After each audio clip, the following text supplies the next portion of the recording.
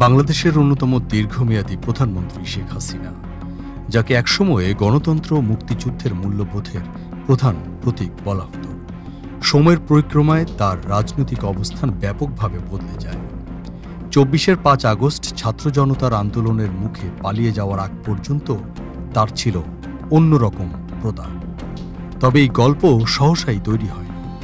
প্রায় ৪০ বছরের রাজনৈতিক জীবনে দলের সভাপতি থেকে প্রধানমন্ত্রী বনে যাওয়া শেখ হাসিনা ছিলেন বাংলাদেশের দীর্ঘতম সময়ে রাষ্ট্র পরিচালনাকারী।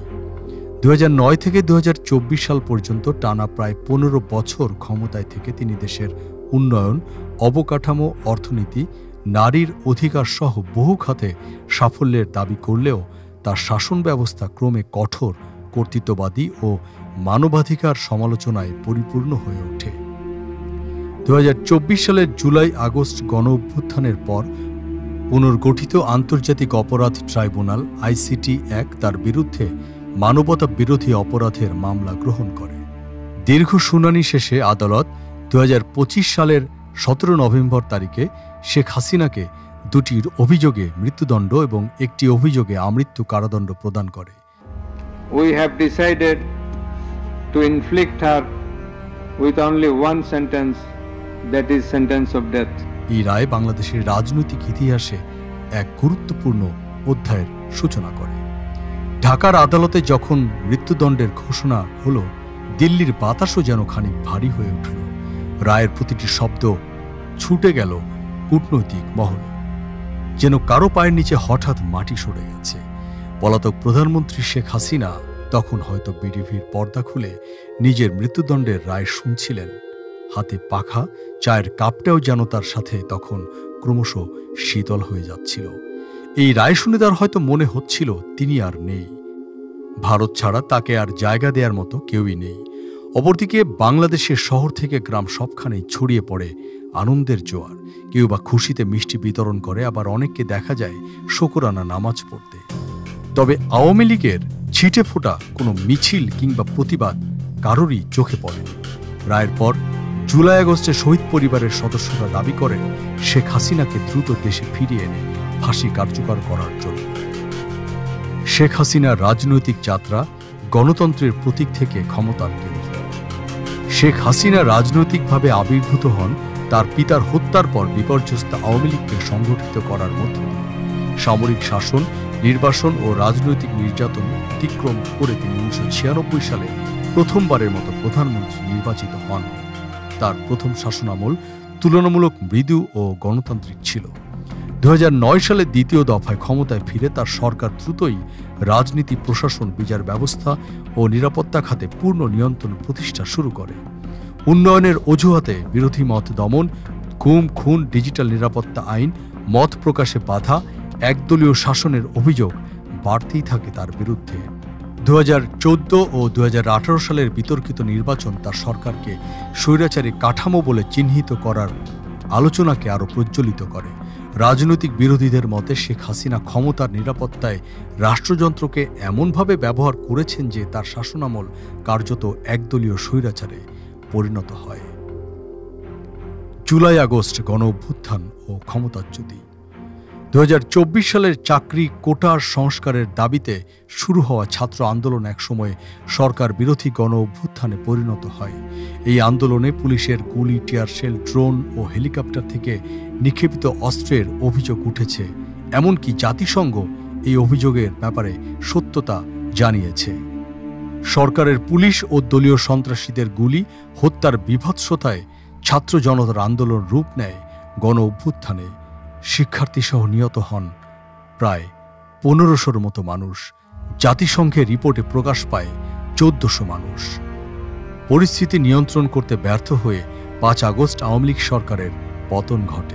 এরপর অন্তর্বর্তী সরকার গঠিত হয়, যা ICT-1 ট্রাইব্যুনাল পুনর্গঠন করে আন্দোলন চলাকালীন সংঘটিত অপরাধগুলোর বিচার শুরু করে। শেখ হাসিনার বিরুদ্ধে অভিযোগ সমূহ। পুনর্গঠিত আন্তর্জাতিক অপরাধ ট্রাইব্যুনাল ১ শেখ হাসিনা ও তার ঘনিষ্ঠ ২ সহযোগীর বিরুদ্ধে ৫টি অভিযোগ গঠন করে। ১. উস্কানিমূলক বক্তব্য প্রদান, যা আন্দোলনকারীদের বিরুদ্ধে রাষ্ট্রীয় বাহিনীকে যে কোনো প্রয়োজনে কঠোর ব্যবস্থা নেওয়ার নির্দেশ দেয়। ২. রাষ্ট্রীয় অস্ত্র, হেলিকপ্টার ও ড্রোন ব্যবহারের মাধ্যমে নির্মূল অভিযান পরিচালনার নির্দেশ প্রসিকিউশন দাবি করে। তার নির্দেশে আন্দোলন দমনে লেথাল ওয়েপন ব্যবহার করা হয়। 3. বেগম রোকেয়া বিশ্ববিদ্যালয়ের শিক্ষার্থী আবু সাইদ হত্যায় প্ররোচনা ও ষড়যন্ত্র। 4. রাজধানীর চাংখারপুলে আইন শৃঙ্খলা বাহিনীর গুলিতে 6 জনকে হত্যার দায়। 5. আশুলিয়ায় 6 জনকে পুড়িয়ে হত্যার অভিযোগ। বিশেষভাবে উল্লেখযোগ্য যে 54 জন সাক্ষী আদালতে সাক্ষ্য দেন, যার মধ্যে ছিলেন আহতরা, চিকিৎসক, প্রত্যক্ষদর্শী সহ রাষ্ট্রীয় বাহিনীর সদস্য। আদালতে অডিও ভিডিও রেকর্ডিং, গুলি, শেল ও মিডিয়া রিপোর্ট সহ প্রমাণ হিসেবে উপস্থাপন করা হয়। বিচার প্রক্রিয়া ও আইনগত অবস্থান। 17 অক্টোবর 2024 মামলার শুনানি আনুষ্ঠানিকভাবে শুরু হয়। প্রসিকিউশন পক্ষ যুক্তি দেয়, শেখ হাসিনা ছিলেন মাস্টারমাইন্ড, পরিকল্পনাকারী, হুকুমদাতা ও সুপিরিয়র কমান্ডার। 2025 সালের অক্টোবরের মধ্যেই সাক্ষ্য গ্রহণ ও যুক্তিতর্ক শেষ হয়। প্রসিকিউশন তার ও সহ আসামি সাবেক স্বরাষ্ট্রমন্ত্রী আসাদুজ্জামান খান কামালের মৃত্যুদণ্ড দাবি করে। সাবেক আইজিপি চৌধুরী আবদুল্লাহ আল মামুন রাজসাক্ষী হওয়ায় তার বিরুদ্ধে রায় পৃথকভাবে বিবেচনা করা হয়। শেখ হাসিনার রায়, মৃত্যুদণ্ড। 17 নভেম্বর 2025 আন্তর্জাতিক অপরাধ ট্রাইব্যুনাল 1 চূড়ান্ত রায় প্রকাশ করে। 2টি অভিযোগে শেখ হাসিনার ফাঁসির আদেশ দেয়া হয়, একটি অভিযোগে আমৃত্যু কারাদণ্ড দেয়া হয়। আদালতের রায়ে উল্লেখ হয়েছে যে শেখ হাসিনা রাষ্ট্রীয় ক্ষমতা অপব্যবহার করে পরিকল্পিতভাবে আন্দোলনকারীদের বিরুদ্ধে মানবতা বিরোধী অপরাধ সংগঠনের নেতৃত্ব দিয়েছেন।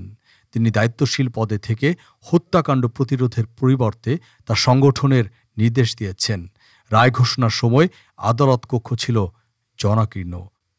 আন্দোলনে নিহত পরিবারগুলো রায়ের পর স্বস্তির অভিব্যক্তি দেয়। রায় রাজনৈতিক, সামাজিক ও রাষ্ট্রীয় প্রতিক্রিয়া। 1. একটি যুগের সমাপ্তি।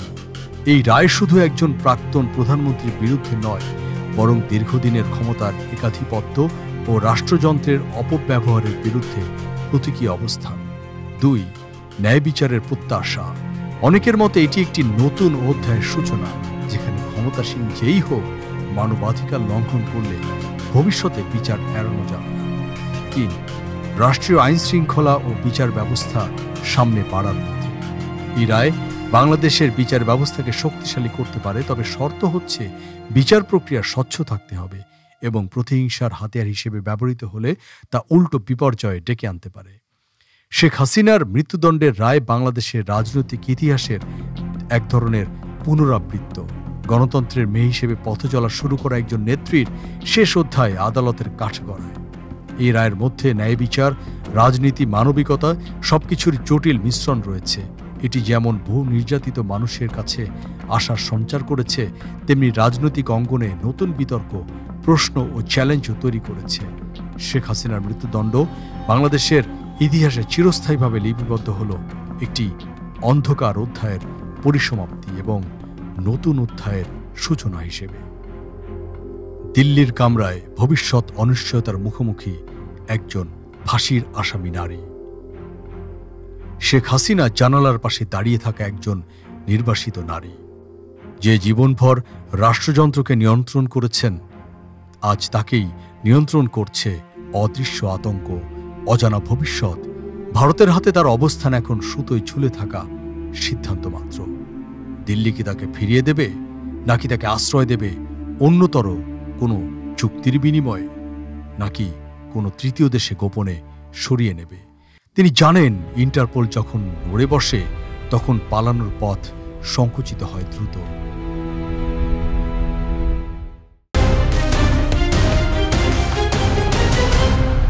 বাংলাদেশ সময়, সবার আগে দেশ।